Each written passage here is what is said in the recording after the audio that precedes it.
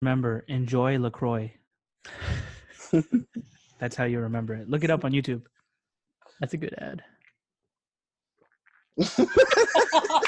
Like that angle was great. Yeah, I know. It was totally not flattering. And we're off.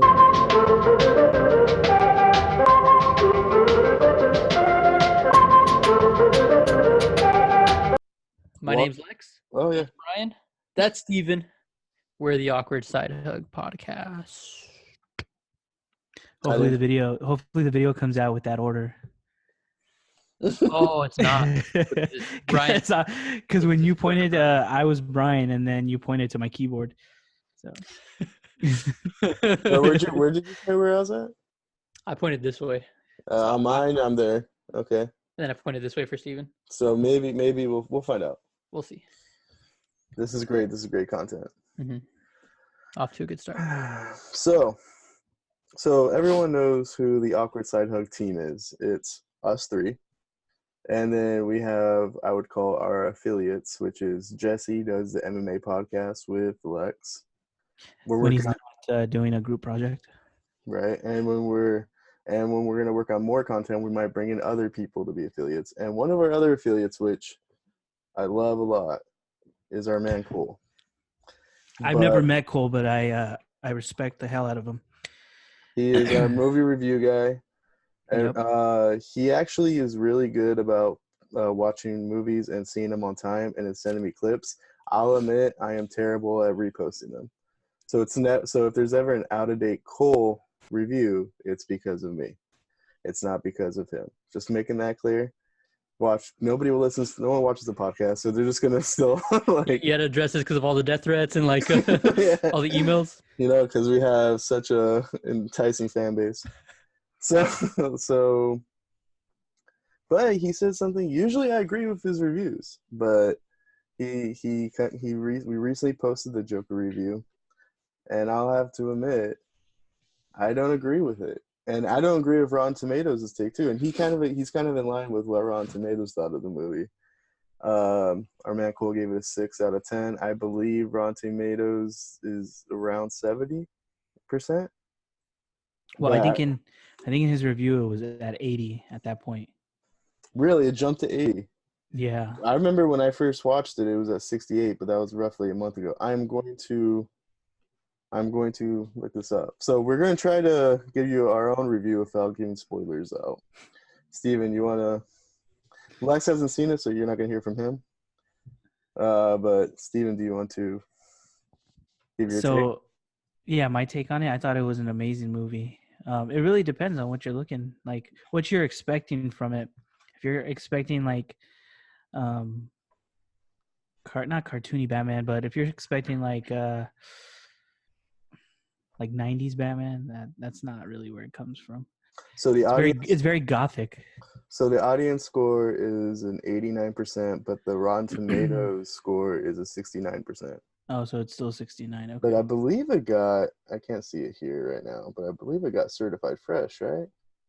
Which means something good. Yeah, it's probably because of the audience score. But then again, when you look at it, only 504 people. Mm-hmm. Rated it. But yeah, I agree with you. It was an amazing movie. I really liked how it went from a foundation of mental illness, because one thing about Joker in past comics and movies is I always feel like you always look at Joker as this mastermind guy with confidence. But in this movie, it kind of shows that, like, even though it appears that way, it's not really that way, and he's not really in control. And this is, it's a good evolution of, I guess, the beginning. Mm-hmm. I'll tell you this, it starts very slow. Mm-hmm. But, it picks up really quick, and it's very entertaining. It's a very good origin story. Yeah. Like, I personally would give it, like, a high 8, low 9 out of 10. If you have a mental illness, you'll like this. Okay, that's my one controversial comment. I'm sorry. Well, I'm sorry. if you knew, because we do pre-shows to this before we go on to plan how the show's gonna go. But Steven wanted to go balls deep into the controversial takes today, so like, and we had to stop I'm him. sorry. So maybe the show's not as good, but if the show's not as sorry. good, it's because of me and Lex stopping Steven, because Steven wanted to have a show that people were going to talk about. It's okay, and I don't take. Let me just clarify. I don't take mental illness as a joke, but I think in today's society and out there in the world, there's so much darkness that every once in a while you just gotta lighten the day a little bit. You know. I respect that. That's a good take. Okay, and then Okay, And careful now. I knew it would make you guys laugh too. oh man. Okay. So we could move on with the agenda. All right. And today we're all on the same page, by the way. So. Yeah. So Lex, are you going to see the Joker? Yeah. I really lagged on it ever since it was released, and I had actually planned twice within the past week to see it, and both times fell through due to emergencies, but stuff beyond my control. It's worth it. Yeah, because I want to see it still. They're totally different movies, but I'm going to throw this out there. I would say Endgame was better, maybe, but I probably enjoyed watching Joker more. I was more compelled by the story in Joker.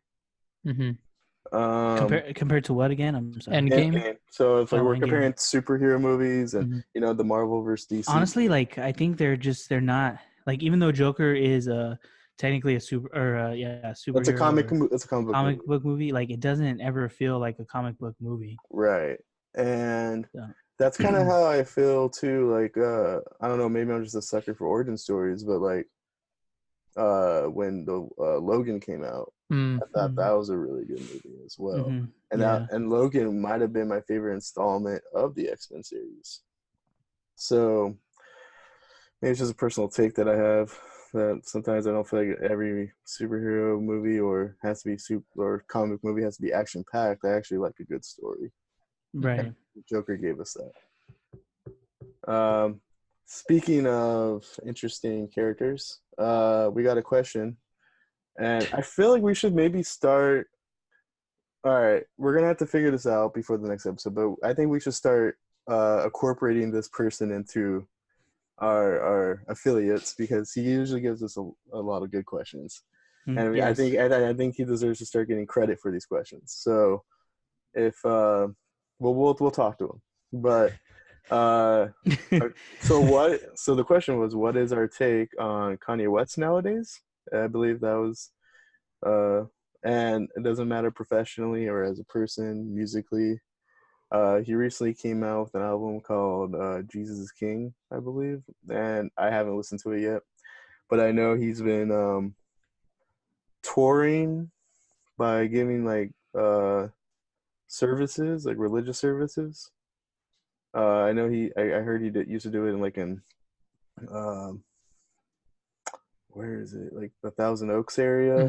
Sunday service, yeah. Yeah, and then I recently heard he did one in Utah, and I don't know if he's doing it in other places, but I'm sure he is, because I'm sure he wasn't just like, where I should do this again? Utah. So I'm sure there's other places. No offense to Utah, I like Utah, but so. Oh, we know. So I don't know, like. So my take on this, I've mentioned this in the past to some people, but I guess maybe it should now be on the Ash platform, is when I was a teenager, Kanye West was my favorite musical artist. He was my favorite producer. He was my favorite rapper. I didn't care if there was rumors about him having ghostwriters. I still to this day think the College Dropout album is the best hip-hop album ever made. And I think Late Registration is in the top whatever. I don't know. I'm not going to give out a number, but it's also in that category as well. And then I felt like his music tapered off. But it's funny because some of his favorite songs were on the Graduation album, which was his third album. But I still think the album as an overall project was not as good as his first two. And then everything he released kind of after that, I was not a fan of. I kind of liked 808 and Heartbreaks. I thought it was music. I didn't probably appreciate it at the time, but now that I look back, it's actually a really good album. But it's still not as good as his first two. Getting back to that, and does I'm sorry to cut you off. Does Watch the Throne count as a Kanye album? I would say it's a Kanye project, but I wouldn't put it as his like solo discography. But I think so it's like Kids Seeing Ghosts wouldn't be a solo project either, right? That's Kanye West and Kid Cudi. I like that one. Did you see me? He's look on my face. Yeah. Sorry. You got the same look as like that little the little girl in the back seat in the car seat, which she's like. that was my boomer expression right there. Yeah. Okay, boomer. I'm a Kanye boomer. Yeah. Because I was like, Reborn's one of my favorite songs of like recent memory from that. I would say it's a Kanye project. When your memory is 2 weeks older. Yeah. Recency bias. I would say it's a Kanye project if we're looking at overall things he's worked on. Yeah. But I guess I'm just focused on the solo work right now. Got it. I just Watch the Throne is a very good album to me. There's some songs on there, but like there's like for example, what's the song they always use for like sports events? What's it called? It's like the one about like. From what album? It's Watch the Throne. Let me look it up. You guys can talk while I do this on. You guys can give your takes. Yeah, I have like a similar viewpoint on Kanye's early career. I think his first two albums were amazing, and there's also some songs I like off the third one, but I could also enjoy like some of like his second half of his career work because I like the mainstream music and stuff. So he takes some interesting takes sometimes though. Okay. And I haven't listened to the latest one either, but so yeah. And then as a person, he's kind of been wacko over the past like 2 years. Kind of Fruit Loops. So the song I'm thinking of is "No Church in the Wild," which that's a good song. So it's a really good song. The song bangs. Jay-Z's really good on it, and then something when Kanye gets on, it gets a little weird. Yeah. And I think I've had that take in a while where I'll be honest with you, like. Going maybe back to the ghostwriter thing, this is my hot take, being honest, is I think his newer projects prove that he did have a ghostwriter on his older projects, because I feel like he is really writing his own stuff now, and it's just not as, I'm going to hate using this word, lyrically sound. And because I feel like there was a lot more cadence to his older stuff, whereas now it's a lot more buzzwordy. He uses words that maybe I shouldn't say on the podcast, but evolving male genitalia. And he uses it a lot more now than he did in his first two projects. And I feel like it's because those are very powerful words to him, and he feels like those words give him attention. And to me, I feel like it's very off-putting listening to that in my ear. And but there's music, like I'll be honest, like Ultralight Beam might be one of my top 5 favorite Kanye songs of all time. Yeah, but it's on one of his newer projects. So I think everything up to Twisted Dark Fantasy is really good. Mm-hmm. And then the album after that, like Jesus, I didn't like that one. And then Pablo was good. Mm-hmm. And then this one, in terms of him as a person, I'm not going to tell people how to live their lives. If he wants to be weird, some of his takes are some of the things he's said are a little pretty hot. Are pretty hot. But also as a white male, I also feel like I should not partake in these conversations either. So I'll give you guys a little bit of history here. Back when Kanye's first couple albums dropped, this is when we were probably in 7th grade, 8th grade. Brian being the rich white kid in the group, he had a Mac at home, a Mac computer, and so he could burn CDs. And so he used to make me mixed CDs, like mixtapes of different songs. And this is when he went by the alias Crazy K. And he would make me the DJ Crazy K mixtape. And so I think I had like almost 20. And some of my favorite songs, I first heard them when he gave me those mixtapes. So shout out to Brian for Brian was flirting with you back then. I was. Yeah. Can I just tell one more Crazy K story? Go for it. So should we? I know you don't like to go off topic, but if we're gonna be speaking of Crazy K, maybe we should. I know. I don't want to go off. I know. I hate going off topic, but when I said the DJ Crazy K mix, I thought of this one instance where you and I. This is after we like started coaching again together. Like, so we haven't, talked in a while, in a couple years, and, we're back in it. And so we go to the grocery store to get some water and like gum before the game.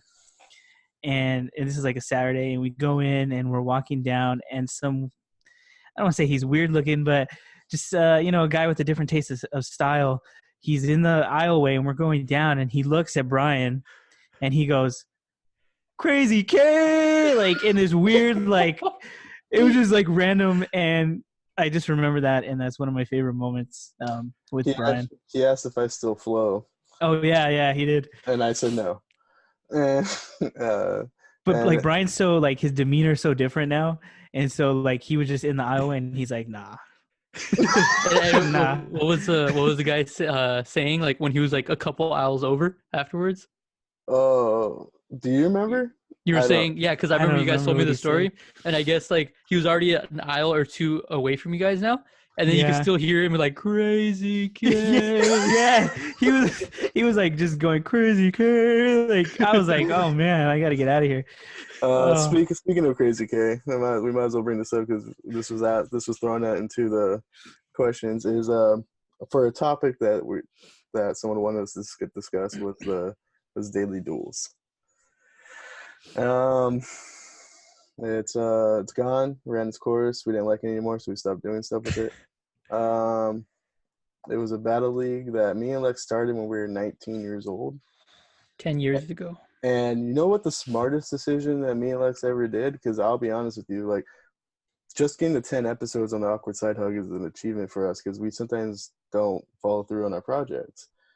We actually gave the keys to Daily Duels to a group of friends who in the Los Angeles area, and they basically carried Daily Duels for, I think, the prime years of Daily Duels for the most part, and then me and Lex sprinkled in events there and there. But what I could proudly say is we were the first Inland Empire Battle Rap League, and we were affiliated with all the major Battle Rap Leagues at some point. People were talking, we were the farm system, no pun intended to our actual farm system that we had. Yeah. We were the farm system to King the Dot, Grind Time when Grind Time was relevant, A-Hat, and stuff like that. And I don't know, like maybe we're not as smart now in terms of our content. Maybe we're smarter because of it. But we were able to use our individual careers to help establish Daily Duels itself. Lex with King of the Dot, me with A-Hat for the most part. And that helped establish a lot of people below us who actually cared about it a lot more than we did. And and now people that were like our main event scene and people that were not even our main event scene, like our mid-card scene too, a lot of those people went and left, and now they started a very successful Spanish rap battle league in Mexico and in California, I believe. And so it's like, it's pretty cool when I see stuff like that to know that we were very instrumental in making that happen. But it got to a point where as an adult, I couldn't talk crap to people face to face on YouTube anymore.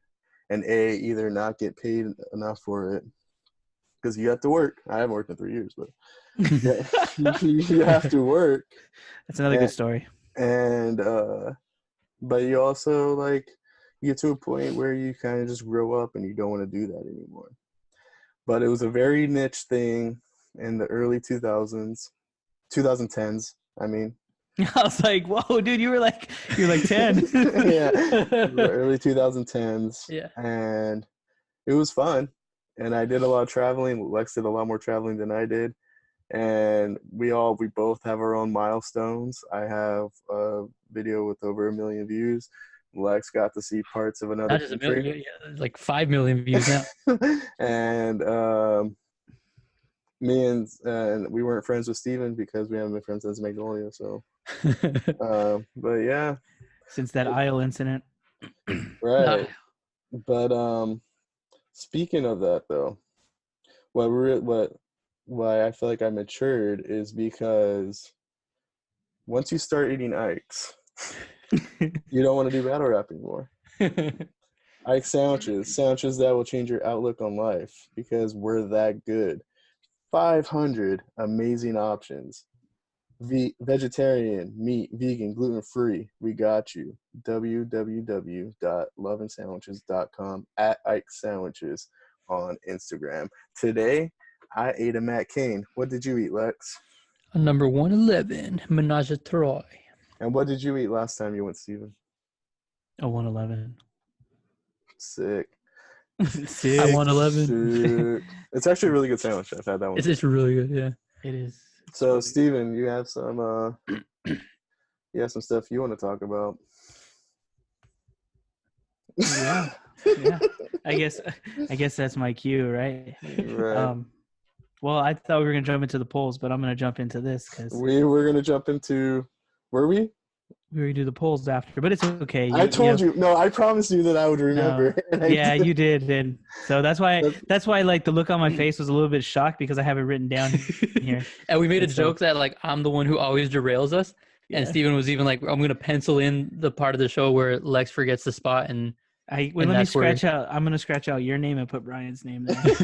But the only reason I didn't derail us this episode because I literally haven't talked at all yet. I like forced myself to like. Okay. I think Lex is a little upset because I got upset at him last night, and so I want to apologize to him because I got really. So Lex just got Call of Duty, and so like obviously he's got to learn the controls and get used to it because when you jump from Fortnite to Call of Duty, it's like way different, and so like I was just getting upset, and I'm just a serious person when it comes to anything that like has a winner and a loser, and so. And so I apologize to Lex. So it's okay. I'm sorry. Okay. So, anyways, Logan Paul, right? We're talking about. I thought we were in the poll. I'm just gonna continue. Logan Paul, KSI boxing match number 2. I think this is a waste of people's time. It's a waste. Is this professionally or is this? It's amateur. Yeah. Well, it's amateur, but like. Put wear the headphones. Yeah. They wear the headgear, yeah. Headgear, yeah. But it's in like a sold out venue, everything. I think it's at the Staples Center this time, no? Probably, yeah. This isn't Rough and Rowdy, right? No. Because the Barstool Sports does the thing, and Barstool. This seems like this seems like it would like fit that. Yeah, and they do some like crazy stuff. They're like, oh, like a cop versus an inmate. Like, having boxing stuff. I think Bill Burr like has commentated for them before, which is pretty funny. Right. So like, what's your take on this, Steven? This is just a waste of my life. If I could say bad words, I would say a few bad words right now. But you guys told me I can't get too out of hand, so. If you plan to watch this, shame on you. You're what's wrong with this country. No. I'm just kidding. No, but real take on this. Like it's, I don't know why. When I see it on Twitter or I see it on Instagram, like it just makes me angry. I didn't read the article, but I was recently, I want to say on Bleacher Report where I saw this. Maybe it was ESPN. One of those two, because those are the two I'm on the most. Yeah. And there was an article headline saying like, is boxing going to like revitalize Logan Paul's career? And I was like, I was intrigued. I was like, well, how serious is he about this? Like, is he like trying to get into it professionally, or is he just going to amateur fight his way into making more money? I think he's just trying to stay relevant after that whole Suicide Forest incident. Like, it's like, dude, you're a douchebag. Like, just stop, please. He is a complete jerk. But to be honest, once he started, like he took some time off, and then once he started filming vlogs again or whatever, I wish I could fight him. I think I think his original fans like stuck around still, and like he still has like a following. I think the boxing match is a dumb thing as well. And like the first one was not entertaining at all. They both suck. Like Logan Paul has like some form of athleticism, and Dana White's always backing him up. Like, oh yeah, like if he wanted to, he could do the UFC. He just has to like train hard. Dana White's a different character too. Yeah. He's like the most unprofessional boss ever. But Vince McMahon's not. You're right. The second most. Yeah.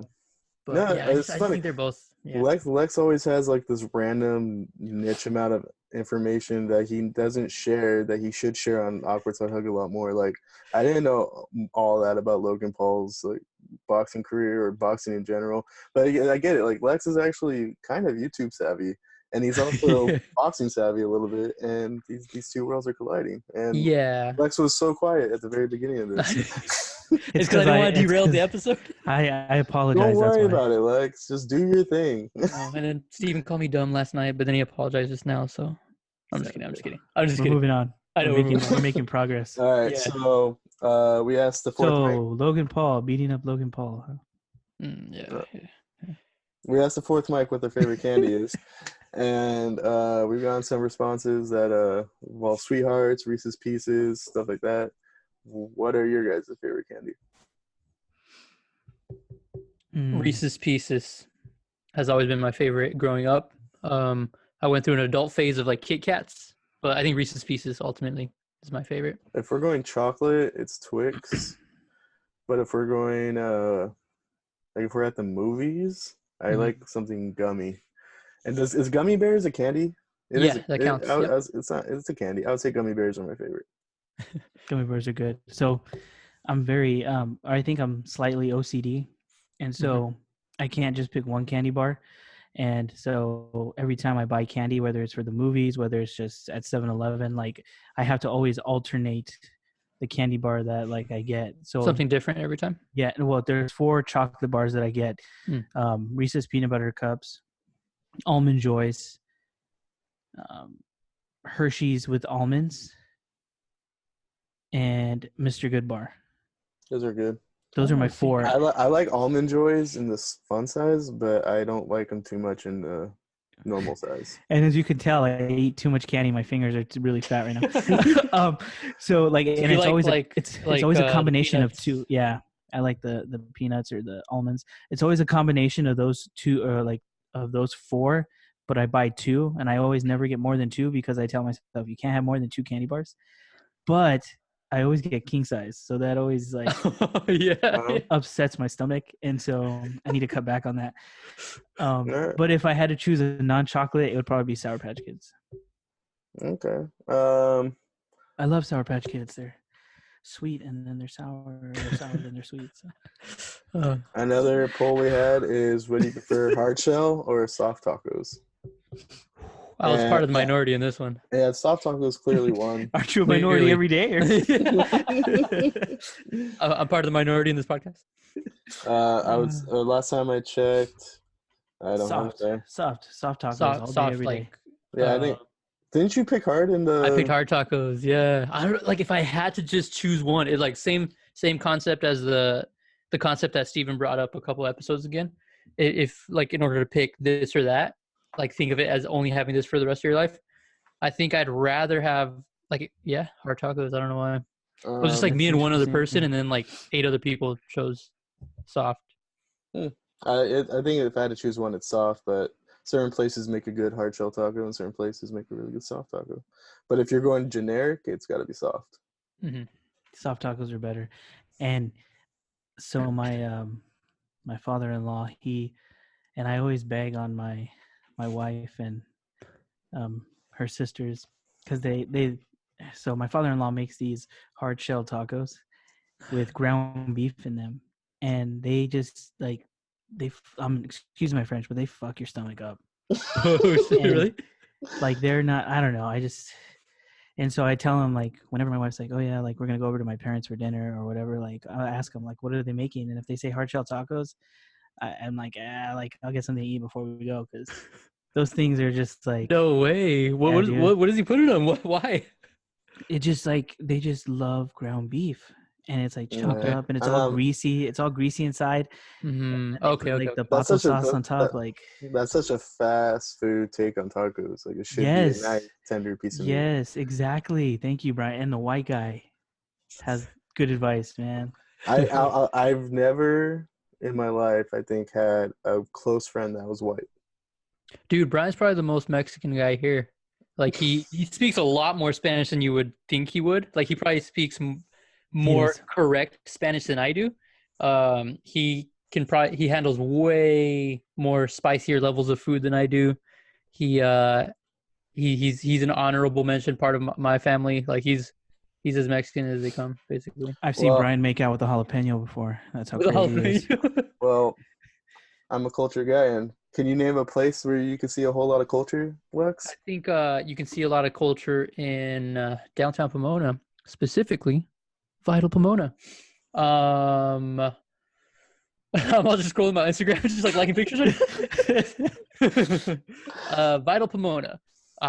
We believe everyone has a gift. Some just need help finding it. You could catch Vital Pomona at Vital Pomona on Instagram or www.vitalpomona.com. And they are located at 266 West 2nd Street, Pomona, California. Vital Pomona. That was good. Sorry, when you said www, I lost it. So, me and Steven plan to start a sports content show for The Awkward Side Hug. Most likely, it's going to be called The Awkward Sideline Sports Show. Unless Steven's like, I was going to say that's good for our listeners, but we don't even have an audio version of this podcast.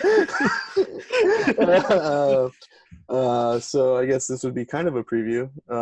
So we did have an extra poll today, and it was for our LA fans. Our LA fans. Your jaw got heavy. Which my jaw's been heavy. Is it which LA team do you rep in terms of basketball? And it was the Lakers or the Clippers. And I knew this going into it, but I'm glad the Clippers put on a fight. We lost 57% to 43%. And you know what? I'll admit, like, LA is a Lakers town, but I've been a Clippers fan for over 20 years, and I'm happy that if they can win one title in my life. I know, like, a lot of my friends who have been Laker fans have seen 5 in their lifetime, and they want more. I get that, but if I could get one in my lifetime, I would love that. Yeah. And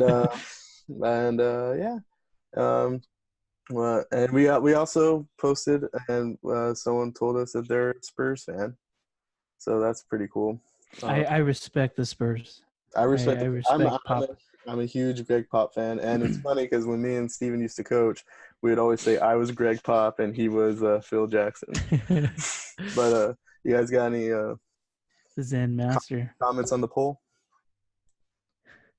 Yeah, I'm like, I think Brian's a good guy. I'm just gonna. I'm a Boston fan, so yeah, Boston Celtics, and so I got to see them win a title, and I got to see them lose. So why are you a Boston Celtics fan? Is it because they're anti-Lakers, like the rivalry, or? I think that had to do. So I mean, like, at one point, I enjoyed watching the Lakers, like the Shaq and Kobe era, but after that, there was this part in my life where I just didn't like Kobe Bryant, and that's where I kind of started to watch Boston. Mm-hmm. I liked Paul Pierce, and then they got Ray Allen, Kevin Garnett, and during that little era there. And ever since then, like, I really enjoy watching Celtics basketball, especially now with Brad Stevens. Like, I just like watching that dynamic of basketball. Because I've always had this feeling in terms of, like, I feel like I shouldn't have this judgment, but I naturally always did because I guess I take my sport seriously. Is like, you should either root for a team that's kind of relatable to you, and it's always been like you're either going to root for your local team or at least the rival, or to an extent. So it's like we have random, like, I know maybe they'll watch this and they're gonna hate me for saying this, but like I find it odd that we have random Green Bay Packer fans in Southern California. But I guess the NFL is different because there wasn't a team here for so long, but I still feel like there was enough local, like, teams in the Bay, San Diego, Arizona. So I feel like they could have figured it out, but yeah, I know. I mean, like I'm a Chiefs fan, so they're not really. But like the Raiders are, but I hate the Raiders, so are a popular yeah. team here, so that kind of makes Yeah. sense. Celtics with the Lakers and stuff like that. Yeah. But someone that is Lex is Lex is a huge fan of this guy, and we're gonna try to throw some. He's not a very good. Okay. Brian's getting heated. yeah, he's about to relapse. This guy jinxed probably the Clippers and the Lakers this year, winning an NBA championship. Lex, I think, is somewhat of a fan of this guy. Would you like to defend your? Worships his opinions. Do you want to defend your boy real quick? Sam Darnold's a top 2 quarterback. Over the next 7 years. But yeah, so Colin Cowherd from the Herd, he's a rather very hot take sports kind of guy, and I always gravitated towards him when he was on ESPN, right? And yeah, for a little bit. He had to jump ship to Fox Sports after like some hot take statements, and they don't check your background at Fox. That's yeah, apparently. So, but yeah, like I don't know. I always found him entertaining, and I'm like, oh, like this point could be interesting or that point could be interesting. And then there's a time where I just kept like forwarding Brian all these hot takes that he has, and Brian's just like, you know what? He started to realize after a while, like, you know what? I actually don't like this guy. Because I actually liked him when he was on ESPN. Yeah. And then all of a sudden, like, he just started throwing hot takes out of nowhere, and I'm like, you can't just. And I guess when it's like the awkward side hug, like you have time to fill, so you're just gonna say stuff. But yeah. It's like I think he makes a lot of just random, like, just pulled it out of a hat comments and yeah. So ever since Brian pointed that out, I was like, super random. Yeah, I started noticing it after a while. I'm like, oh, maybe here and there. So one that I knew would stand out to Brian right before the show is he posted one like at the end of October, right?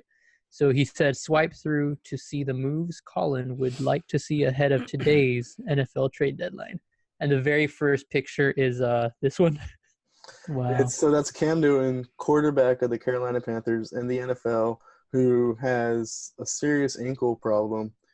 He thinks he should go to the NBA and play for the Houston Rockets. Not for a G League team, not even go play overseas. He thinks he could go straight. Like, there's actual college basketball players who could play in the NBA today who didn't make it. And he's like, no, that guy over there who can't complete a pass over 15 yards, he can oh, man. Come on. But yeah, that's yeah. Yeah. I just find him awkward. Awkward. Very awkward.